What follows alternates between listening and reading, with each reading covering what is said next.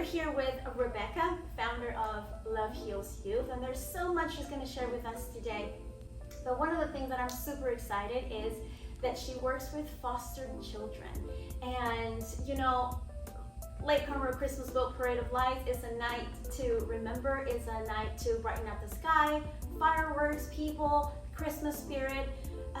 But our main goal is to make sure we touch those in our community and that we give back. And what do you guys do in general? Great, yes. So we are providing mental health services, which is one of the greatest unmet needs for the foster youth. So we work with foster youth here in the area in Montgomery County, and we're branching out a little bit beyond Montgomery County, but primarily it's here in Montgomery County that we are working with the kiddos. And these are the kids that live in congregate care facilities. So they are in foster care in group homes. Some are RTCs and some are transitional living. And we go and we provide the mental health services for free to the youth that we meet with. That's awesome. So for some of us that are not that familiar with RTC, what are these RTC homes? And tell us a little bit about what these are. Sure. The RTCs are residential treatment centers, and they are for the children that have difficulty finding placement, and they also have severe behavioral issues. And so, and the transitional living facilities, also group homes, are for the kids that they don't have anywhere to put them just yet, and so they're there for about 90 days until they can find another placement. 90 days. Yes. So these kids are being withdrawn from their family or their parents or where they live, and they are placed in this homes, if that's my understanding, right? Yes, and the RTCs are long-term for the kids to stay indefinitely. Okay, so tell us a little bit about that. When these kids are removed from their home, what happens then? They are going from place to place. A lot of the kids that we see at the RTCs or the group homes are transitioning quite a bit. Some of them have been in 20 to 30 different placements. They are removed from their home, some of them at a very young age, and they start their foster care journey at 2, 3, 4 years of age, and they stay in it until they age out at the age of 18. They are sometimes in, like I said, 20 to 30 different homes, so I don't always know the journey that they've had prior to getting to us. We meet them at the congregate care facilities and provide free services. Like I said, we're not billing Medicaid, we're not billing insurance, we're not charging the facility or DFPS.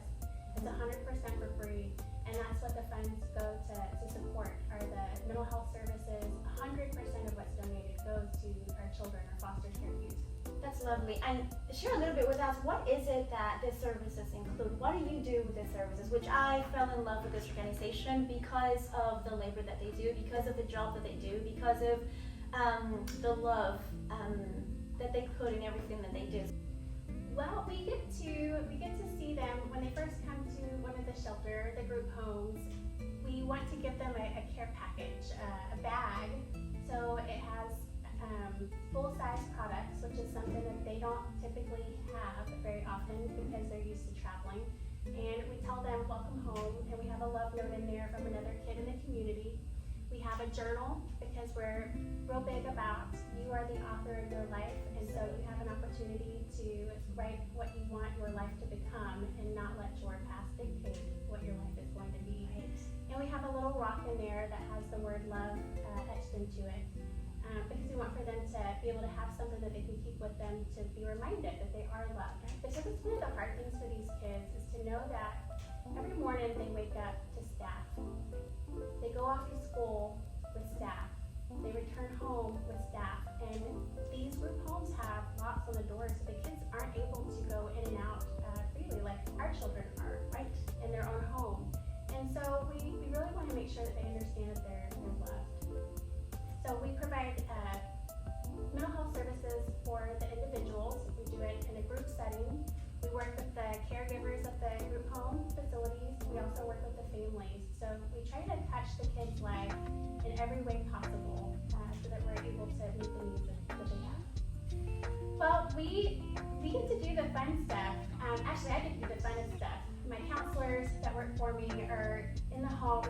We do go to the home to work with the kids in the group homes. And so we're just an extra set of eyes and ears as well to make sure that everything is going smoothly for the kids while they're in the congregate care facilities. But we work on relationships, we work on attachments, we work on anger management, we work on coping skills. So we provide a lot of different materials and a lot of activities to work with the kids so that they can enhance their skills for being more social and having some regulation of their emotions. That's beautiful.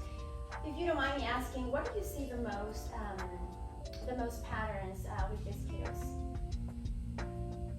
About 80% of the kids that come into foster care suffer from mental health issues and trauma. So we have a lot of anger outbursts. We have a lot of, they have a hard time figuring out how to manage their environment if they don't like something. Instead of trying to stay calm and work through it, they just have a major tantrum. And one time we walked in and one of the kiddos, a preteen, was banging her head on the wall. And the staff person that was with her was kind of forceful and didn't know how to get her to stop. Luckily, it hadn't been going on for very long, so the counselor walks in and sees this happening and steps in, and between the three of them, we were able to stop this behavior within a matter of seconds. And so that's what's really great about having the counselors going into the homes, is it's not just working with the kids on mental health stuff, it's teaching them how to have a normal family, even when they're in congregate care facilities. Right. Anytime you talk to an adult that is a survivor of foster care, they're going to share with you the importance of that trusting relationship. And so I think probably the foundation of what we do as counselors working with the foster youth is not only to show them love, give them love, but to give them a relationship that is founded also on trust. So Rebecca, tell us a little bit about all the ways in which our community can help. Sure, we have the full-size hygiene products. We have the journal that we provide for them so that we can help them to start rewriting their story. We have the rocks with love, so we can be their rock as a therapist.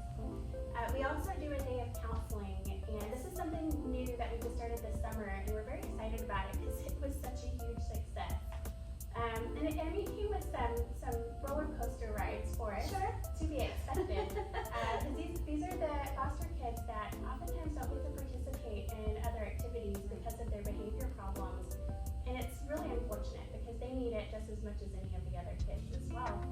So we did a day of counseling, and we had 12 kids show up, and we were with them from 9 a.m. until 4 o'clock in the afternoon. By the time the day was coming to a close, the kids were asking to stay longer, and they were asking when it is that they get to come back. So we're putting together 10 more days of counseling throughout the year so we can continue to work with them. That's beautiful. Not only are we going to help through our donations and through everything that we're going to do for Love Heals Youth, but we're going to have some children also be on the water with us, and that night's going to be super special. These kids have come from such a traumatic background, and they have gone from home to home, and some of them in the 20s and 30s amount of placements.